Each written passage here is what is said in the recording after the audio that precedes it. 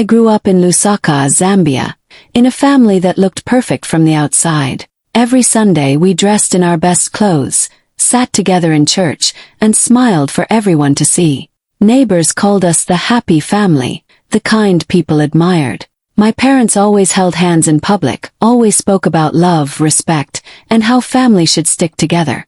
To anyone watching, we were blessed. But behind the closed door of our little house, the story was very different. My parents controlled everything, especially money. They decided what we ate, what clothes I wore, where I could go, and most of all what I could or could not do with my future. It was never about guidance. It was about power. They told me they wanted to protect me, but their version of protection was really about keeping me under their thumb. As a young girl, I believed them. I thought all parents were the same, that love always came with strict rules and heavy hands. I didn't know then that their real interest wasn't just in shaping me, it was in owning me. They smiled in public, but in private, their smiles were replaced with commands, with guilt, with warnings about how I would fail without them. And the truth hit me later, hard and painful. They didn't want my freedom. They didn't want me to grow. They wanted my paycheck. That was the beginning of everything, the glittering lie that my life was built on. I still remember the smell of the textile factory the day I got hired, cotton, dye, and the sound of sewing machines running all at once. It wasn't the fanciest job, but it was mine, my very first job. I felt proud finally stepping into adulthood. Every morning I woke up early, tied my hair back, and walked through the busy streets of Lusaka with a new sense of purpose. I was earning my own money now. I could finally start building my own life. The day I received my first paycheck, I couldn't stop smiling. The envelope felt heavier than it really was, like it was filled not just with money, but with dreams. I imagined all the little things I could do. Maybe buy myself new shoes, maybe save for a small room of my own, maybe even help my younger cousins with school books.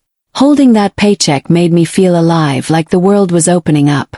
When I got home, I placed the envelope on the table and showed it to my parents with pride. My father looked at me with his serious face, while my mother nodded slowly. Then came the words that would change everything. "This is good, my daughter.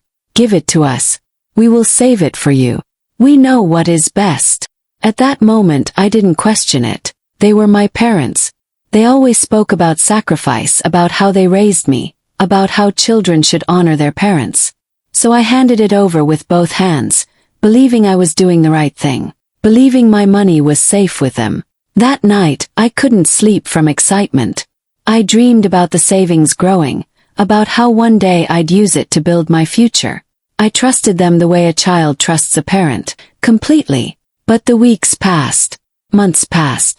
Each time I asked about the savings, my father would wave his hand and say, "Don't worry, it's there. We're keeping it safe." My mother would smile and tell me, "You're still young. Money in your hands will just get wasted." First I believed them, but soon I started noticing things. New clothes for them, a new television in the living room, extra shopping bags that didn't look like they came from a sacrifice. I told myself maybe I was overthinking. Maybe they would surprise me one day and show me a box of money they had saved in my name. But that day never came. My first paycheck was gone. Not saved, not invested, just gone. And the worst part wasn't even losing the money. It was losing the trust. That first paycheck had been more than cash. It was my beginning, my independence, my small light of freedom. And the very people I trusted most blew it out before it could even shine. That was the first betrayal. I didn't know then, but it would only be the beginning of many. Month after month, the same routine played out. I'd get my paycheck from the textile company, my heart secretly racing with hope that maybe, just maybe, this time I would keep a little for myself. But as soon as I stepped into the house, the questions began. "Have you been paid yet?" My father's voice always carried more command than care. I'd nod, hand over the envelope, and watch it disappear into his pocket, just like that.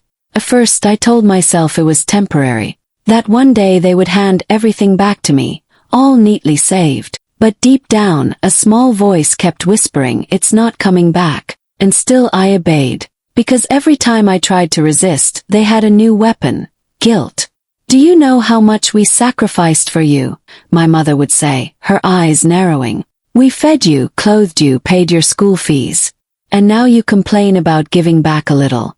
This is nothing compared to what we've done. The words cut deeper than a knife because they made me feel ungrateful for even wanting to keep what I earned. Whenever I hinted at saving some money for myself, my father would laugh bitterly. Look at your cousins, he'd say. They give everything to their parents without question. You think you are better than them. You are becoming selfish. Suddenly it wasn't just about money, it was about my character, my worth, my identity. I started to feel like a bad daughter for even dreaming of independence. So I swallowed my protest. I smiled when I didn't want to. I nodded when I wanted to scream. On the outside, I played the obedient child. On the inside, resentment was growing like a fire I couldn't put out. Each time they told me I was lucky to have parents who care, I wanted to shout back, caring is not control. Love is not chains. But the words never made it past my lips.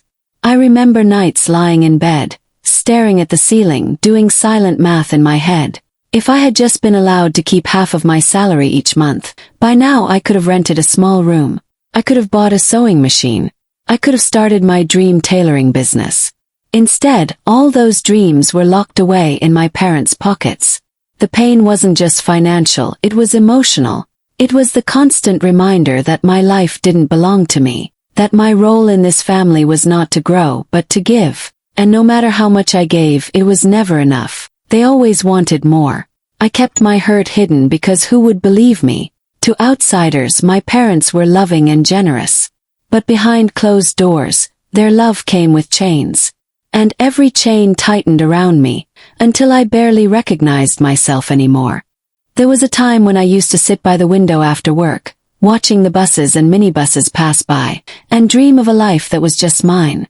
I wanted something small, nothing grand.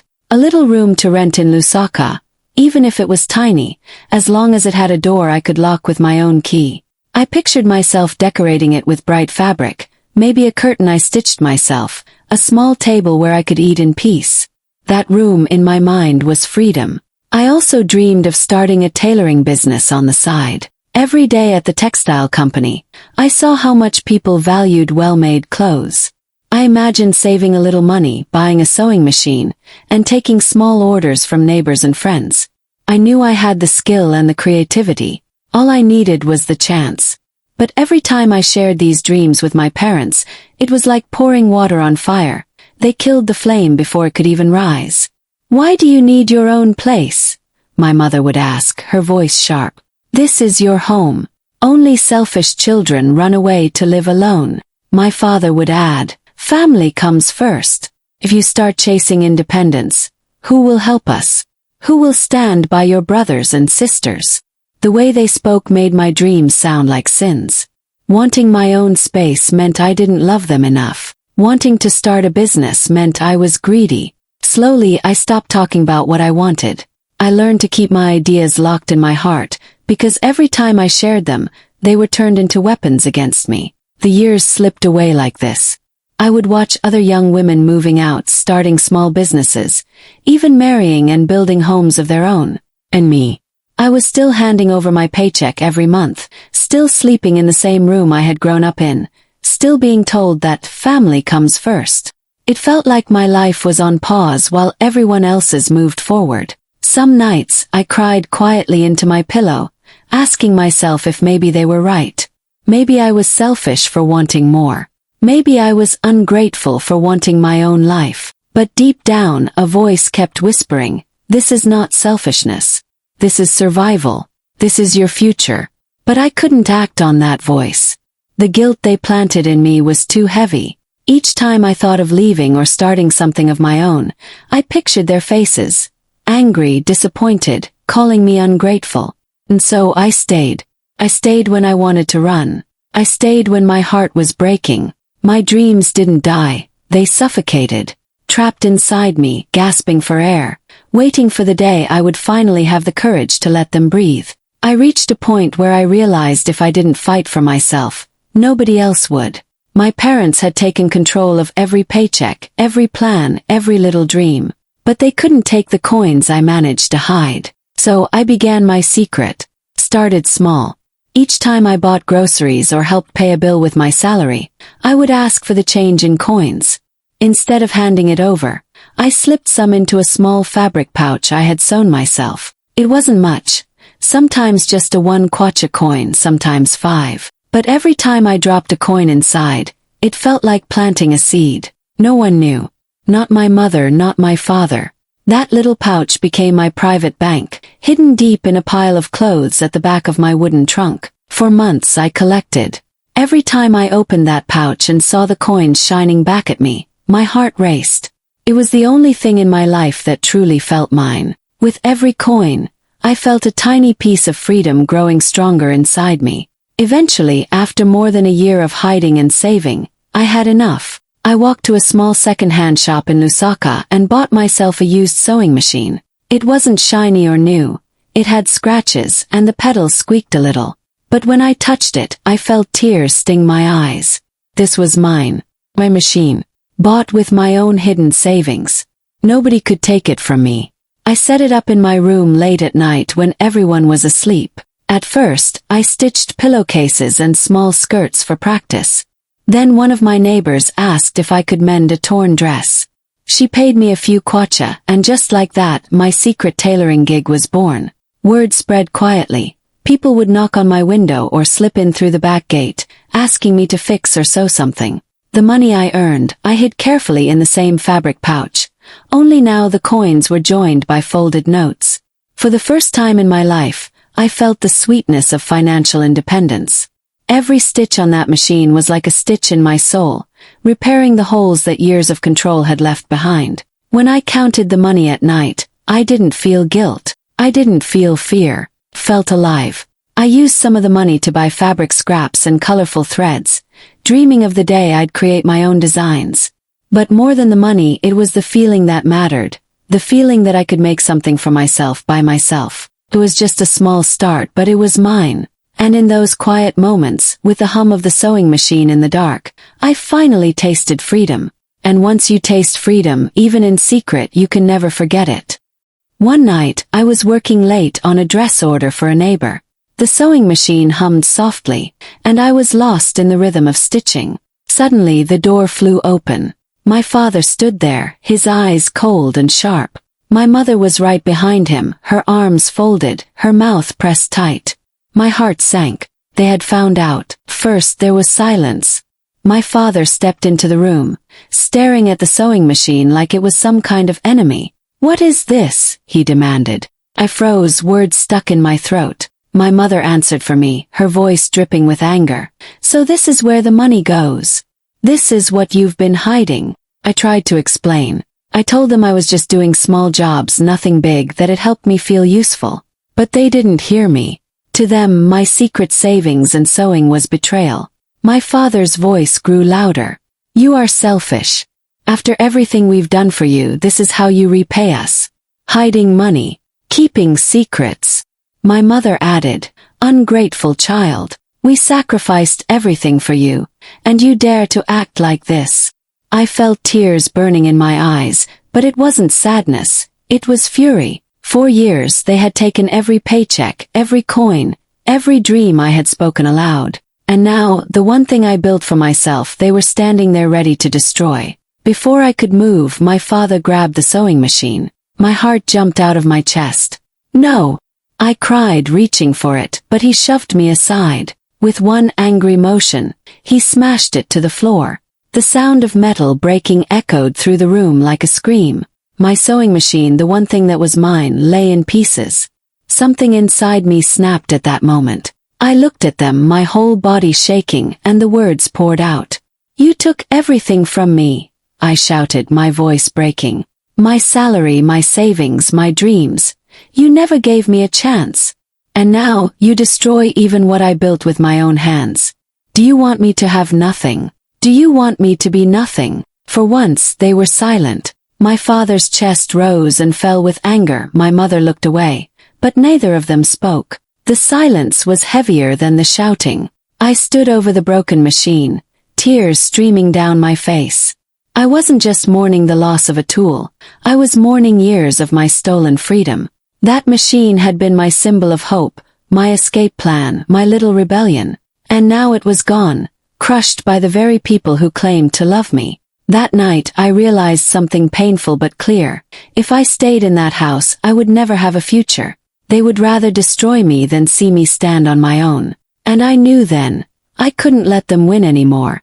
The morning after my parents smashed my sewing machine, I woke up feeling like my chest was filled with heavy stones. I looked at the broken pieces on the floor, and I knew, if I stayed, they would keep breaking me until there was nothing left. So I made the hardest decision of my life. Packed one small bag. Just a few clothes, my fabric pouch with the little savings I had left, and a notebook where I had written down my designs and ideas. That was all I owned. I didn't say goodbye. I couldn't. If I had, they would have tried to stop me. I just walked out quietly, tears streaming down my face, but with a fire in my heart that whispered, "This time you're not going back." I took a bus to Ndola, where my childhood friend Amara lived. I hadn't spoken to her in months, but when I arrived at her small house and told her everything, she pulled me into her arms and said, "You'll stay here. We'll figure it out together." That kindness felt like a breath of fresh air after years of suffocation. With Amara's encouragement, I started again from scratch. I didn't have a sewing machine, so at first I borrowed hers in the evenings after she finished using it. I took small jobs, hemming trousers, fixing torn school uniforms, sewing simple skirts. I charged little, but it was honest work, and for the first time the money I earned stayed in my hands. It wasn't easy. Some days I skipped meals to stretch the little I had. Some nights I cried, wondering if I had made a mistake leaving home. But every time I stitched a piece of fabric and handed it back to a customer, seeing their smile reminded me why I was doing this. Slowly, I started building a reputation in the neighborhood. People began to say, "Go to Zuena, she'll fix it well." With every coin I saved, I felt stronger. I bought second-hand fabric and made small handbags to sell at the market. They weren't perfect, but people loved them. The more I worked, the more confident I became. Piece by piece, I was stitching my life back together, not just the clothes. Living with Amara also taught me the value of true support. She never made me feel guilty for chasing my dreams. She cheered for me, even when all I had was one borrowed machine and a handful of coins. That showed me what love should look like, lifting you up, not chaining you down. In Ndola, I wasn't just sewing clothes. I was sewing resilience into my soul. I was proving to myself that even with nothing but one bag and a broken heart, I could start again. And this time, no one was going to take it away from me.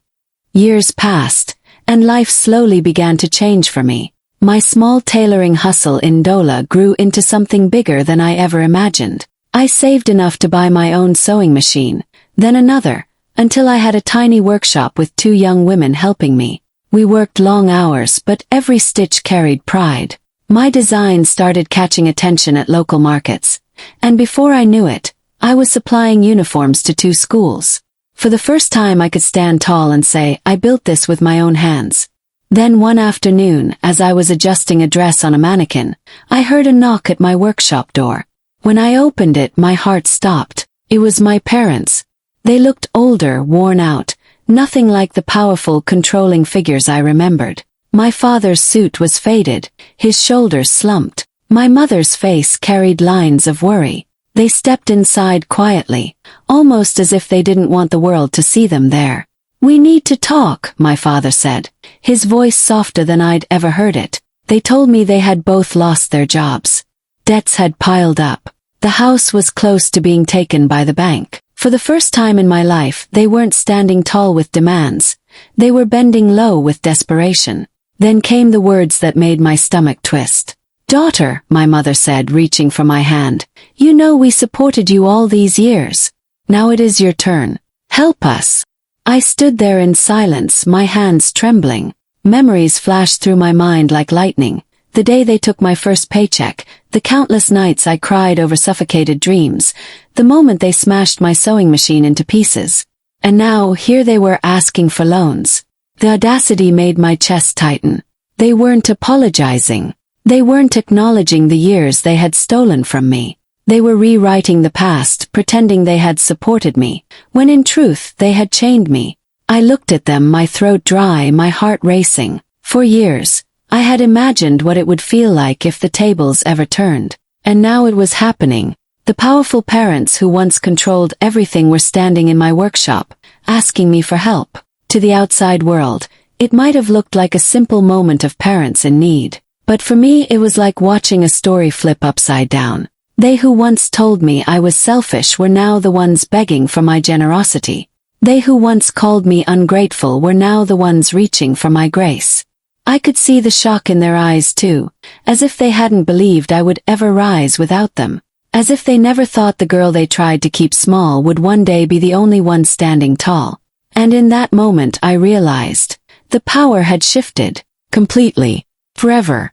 I stared at them, my parents, standing in my workshop surrounded by the hum of machines and the smell of fabric. For years I had dreamed of this moment, not of them suffering, but of finally being able to speak the truth they had forced me to swallow. My voice shook at first, but once the words started, they poured out like a flood I couldn't stop. You say you supported me all these years.